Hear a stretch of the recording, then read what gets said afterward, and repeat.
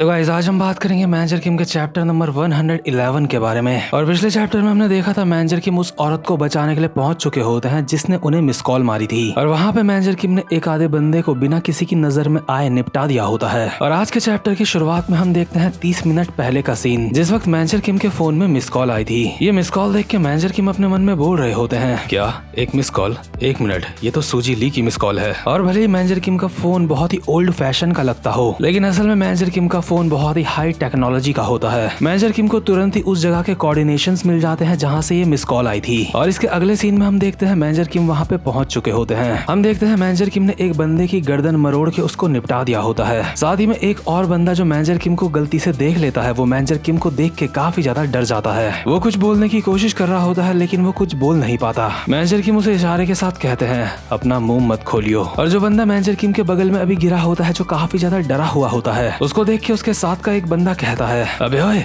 आखिर तू वहाँ पे कर क्या रहा है बे? जल्दी से उठ जा और हमारे साथ चल। किसने कहा कि तू वहाँ पे ऐसे लेट के आराम कर सकता है? लेकिन वो बंदा कुछ भी जवाब नहीं दे रहा होता, इसलिए दूसरा बंदा उसकी तरफ चलते हुए आता है और कहता है, अबे तेरा दिमाग खराब हो चुका है क्या? तू मेरी बात सुन भी रहा है या फिर नहीं? लेकिन जैसे ये बंदा जमीन में पड़े बंदे को पलट के देखता है तो वो बेहोश होता है। यानी कि मैनेजर किम ने कुछ ही सेकंड्स के अंदर उस बंदे को भी बेहोश कर दिया था। और जो बंदा ये सब कुछ देख रहा होता है वो डर के मारे चिल्लाने लगता है और कहता है, क्या आखिर ये क्या है? आखिर यहाँ पे चल क्या रहा है? बॉस यून बेहोश हो चुका है। मुझे लगता है यहाँ पे कोई घुसपैठिया आ चुका है। ये बात सुन के सारे के सारे बंदे अलर्ट मोड में आ जाते हैं और आपस में बोल रहे होते हैं, क्या एक घुसपैठिया? क्या सच में? कहीं यहाँ पे पुलिस वाले तो नहीं आ गए हैं? लेकिन जो इनका लीडर श्वेन ली होता है वो कहता है, सब शांत हो जाओ, इतनी ज्यादा चिंता करने की जरूरत नहीं है। लेकिन इतने में ही इसको एहसास होता है कि इसके पीछे कोई खड़ा है, और इसके पीछे और कोई नहीं बल्कि मैनेजर किम खड़े होते हैं। जैसे ये बंदा पीछे देखता है, मैनेजर किम इसके सामने वाले बंदे की छाती में लात मार के उसको दूर फेंक देते हैं। इसके बाद जो यहाँ पे बाकी के बंदे होते हैं जेट कुंडो स्टाइल में उन्हें मारने लगते हैं। और जो चश्मे वाला गैंगस्टर औरत का गला दबा रहा था, ये सब कुछ देख के वो रुक जाता है और कहता है, क्या आखिर वो है कौन? ये बंदा अपनी जगह में उठता है और एक डंडा उठा के मैनेजर किम के सर पे मारने वाला होता है और कहता है, हरामजादे, मर जा तू। लेकिन इससे पहले ये मैनेजर किम के सर पे डंडा मारता मैनेजर किम इसका अंडा फोड़ देते हैं। मेरा मतलब मैनेजर किम की टांगों के बीच में लात मार के इसकी हालत खराब कर देते हैं। अभी इस चश्मिश की हालत इतनी खराब हो चुकी होती है कि कुछ बोल भी नहीं पा रहा होता। बट अब भी यहाँ पे और गैंगस्टर्स बाकी होते हैं जिनका सामना मैनेजर किम को करना होता है। पर ये सब कुछ अपनी आंखों के सामने देख के जो इनका लीडर होता है वो कहता है,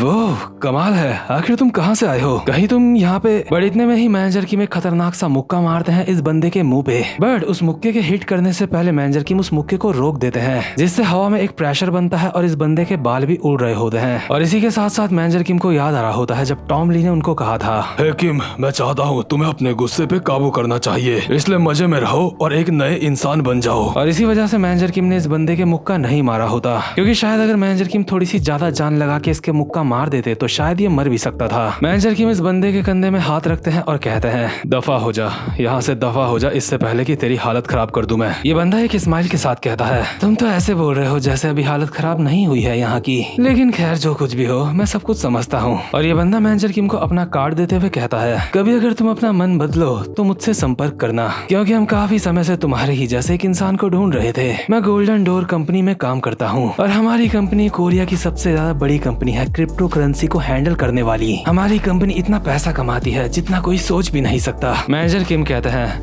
मैंने कहा यहाँ से दफा हो जा। ये बंदा कहता है, अच्छा मैं समझ गया, लगता है तुम पहले से किसी दूसरी कंपनी में काम करते हो। ठीक है, अगर ऐसी बात है तो फिर। लेकिन मैनेजर किम इसकी बातों में बिल्कुल भी ध्यान नहीं देते और जो औरत जमीन में पड़ी होती है उसे उठाते हुए कहते हैं, हे क्या आप ठीक हो?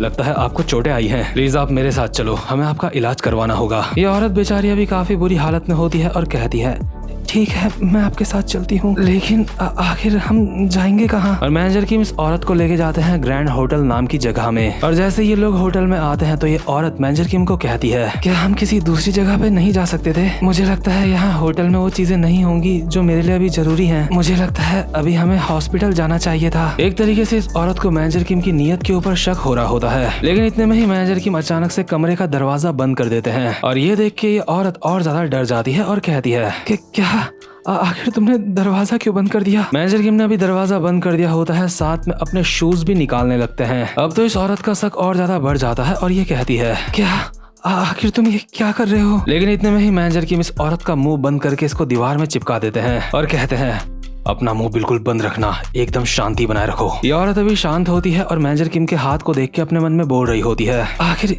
इस आदमी के हाथ में इतने सारे निशान क्यों हैं? तभी जो रूम की विंडो होती है, मैनेजर किम वहाँ से बाहर झांक के देखते हैं और बाहर सड़क में खड़े होते हैं वही गैंगस्टर जिन्होंने इस औरत को पकड़ा था। यानी कि ये गैंगस्टर लोग मैनेजर किम लोगों का पीछा कर रहे थे, इसलिए मैनेजर किम यहाँ होटल में आए थे, ना कि हॉस्पिटल में गए। गैंगस्टर होटल के बाहर खड़े होकर अभी आपस में बात कर रहे होते हैं। तुमने कहा था ना वो लोग वहाँ होटल के अंदर गए हैं? हाँ, मुझे लगता है हमें सीईओ को बताना चाहिए इस बारे में। क्या तू मजाक कर रहा है? तुझे आइडिया भी है हमारे बॉस किस तरीके के इंसान हैं? चाहे कुछ भी हो, हमें इस मामले को काफी ज्यादा शांति से निपटाना होगा, क्योंकि अगर हमने इस मामले को शांति से नहीं निपटाया तो हमारे बॉस से हमारे परिवार वालों को भी खतरा है। इसलिए जब तक वो आदमी और औरत बाहर नहीं आ जाते तब तक हम यहीं पे उनका इंतजार करते हैं और किसी भी बड़ी पोस्ट वाले बंदे को इस बारे में मत बताना। वहीं हम देखते हैं इन लोगों के बॉस को जो अभी अपनी कार की तरफ जा रहा होता है और इस बॉस के पास सिर्फ एक नहीं कई सारी कारें होती हैं जो कि काफी ज्यादा महंगी होती हैं। ये बंदा अपनी कार का दरवाजा खोलता है और अपने साथ के बंदों को कहता है, आज मुझे थोड़ी सी लेट हो सकती है, मुझे एक रेगुलर मीटिंग में जाना है और हाँ, मैंने साफ सफाई के लिए एक नई औरत को काम पे रखा है, मुझे उम्मीद है वो आज से ही अपना काम स्टार्ट कर देगी। इसके साथ के बंदे कहते हैं, जी सर समझ गए, और ये बंदा यहाँ से अपनी कार भगाते हुए निकल लेता है। वहीं जो बाकी के गैंगस्टर्स होते हैं जो सड़क में मैनेजर किम लोगों का इंतजार कर रहे होते हैं वो आपस में बात कर रहे होते हैं। याद रहे आज बॉस की मीटिंग का दिन है, इसलिए बॉस को इस बारे में बिल्कुल भी नहीं पता चलना चाहिए कि वो औरत हमसे बच के भाग चुकी है, क्योंकि अगर बॉस को इस बारे में पता चला तो हमारे साथ बहुत ज्यादा बुरा हो सकता है। और मैनेजर किम विंडो से ये सब कुछ देख रहे होते हैं और अपने मन में कहते हैं, मुझे वहाँ बाहर 4 खड़े दिखाई दे रहे हैं, उनमें से सारे के सारे नए हैं, सिर्फ एक को छोड़ के, गधे कहीं के,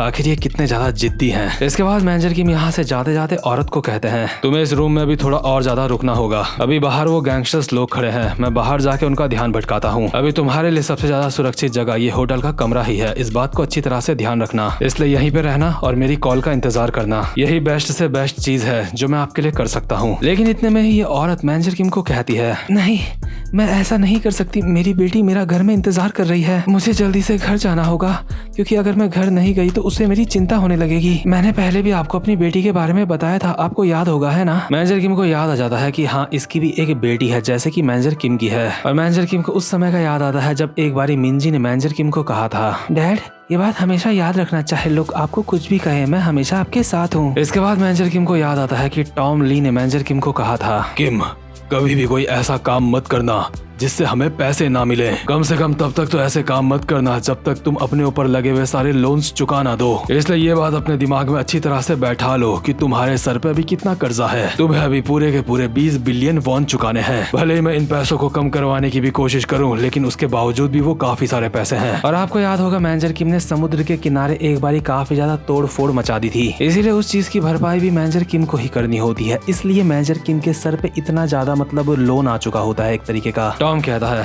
किम ये बात ध्यान रखना, अगर तुम उन पैसों को चुका नहीं पाए तो तुम्हें नौकरी से निकाल दिया जाएगा, तुम इस बात का मतलब समझते हो है ना? मैनेजर किम खड़े खड़े ये सारी की सारी बातें सोच ही रहे होते हैं, लेकिन इतने में ही औरत मैनेजर किम को कहती है, प्लीज मुझे मेरी बेटी से मिलने जाने दो, तुम्हारी भी मेरी तरह एक बेटी है, इसलिए मैं तुमसे भीख मांगती हूँ, मुझे जाने दो। लेकिन यार मैनेजर किम के पास और कोई भी रास्ता नहीं होता, अगर मैनेजर किम ने इसको जाने दिया तो गैंगस्टर इसको पकड़ लेंगे, और मैनेजर किम चाहे तो गैंगस्टर्स को मार भी सकते हैं, लेकिन मैनेजर किम ऐसा नहीं करना चाहते, इससे मैनेजर किम हाईलाइट हो सकते हैं। इसलिए मैनेजर किम कमरे से बाहर जाते हुए इस औरत को कहते हैं, आज के लिए तुम इसी होटल में रुक जाओ, और बिना कुछ और कहे यहाँ से निकल लेते हैं। लेकिन साथ ही साथ मैनेजर किम अपने मन में भी बोल रहे होते हैं, शिट ये काफी ज्यादा निराशाजनक है, लेकिन मेरे पास और कोई रास्ता नहीं है, मेरे पास और कोई भी रास्ता नहीं है सिवाय इसके। और मैनेजर किम अभी अपने फोन में देखते हैं जिसमें उन्हें किसी बंदे की लोकेशन दिखाई दे रही होती है। इसके बाद हम एक पुराना सीन देखते हैं जिस वक्त मैनेजर किम ने स्वैन ली के कंधे में हाथ रखा था। दरअसल उस वक्त मैनेजर किम ने स्वैन ली की शर्ट में एक ट्रैकर चिपका दिया था, जिस बात का स्वैन ली को बिल्कुल भी अंदाजा नहीं होता,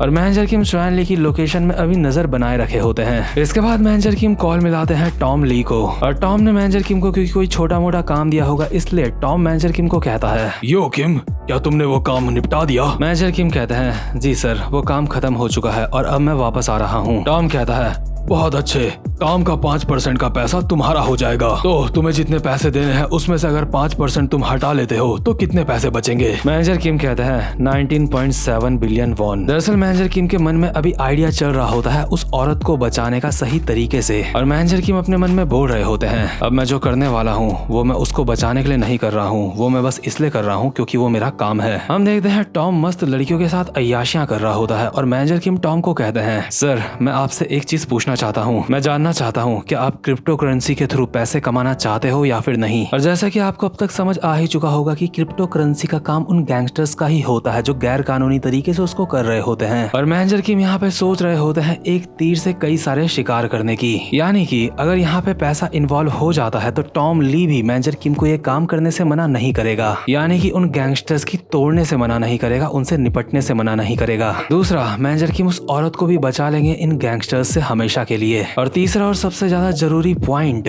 इन गैंगस्टर से जो मैनेजर किम को पैसा मिलेगा उससे मैनेजर किम अपना कर्जा चुका देंगे जो कि है 19.7 बिलियन वॉन का। लेकिन क्या जिन गैंगस्टर से मैनेजर किम पंगा लेने की सोच रहे हैं उनको हराना इतना आसान होगा? क्योंकि अगर कोई गैंगस्टर इतना बड़ा बिजनेस कर रहा है तो उसके अंदर कुछ तो बात होगी, बट जैसा कि हमें पता है मैनेजर किम कोई आम इंसान तो है नहीं, इसलिए आगे जो कुछ भी होगा ये देखने में काफी ज्यादा मजा आने वाला है। और इसी के साथ ये वाला चैप्टर यहीं पे खत्म होता है। उम्मीद करता हूँ कि आपको आज की वीडियो भी अच्छी लगी हो, और जो कोई भी चैनल पे पहली बार आया है चैनल को सब्सक्राइब और वीडियो को लाइक जरूर से कर देना। अब मैं मिलूंगा आपसे अपनी नेक्स्ट वीडियो में, तब तक के लिए गुड बाय।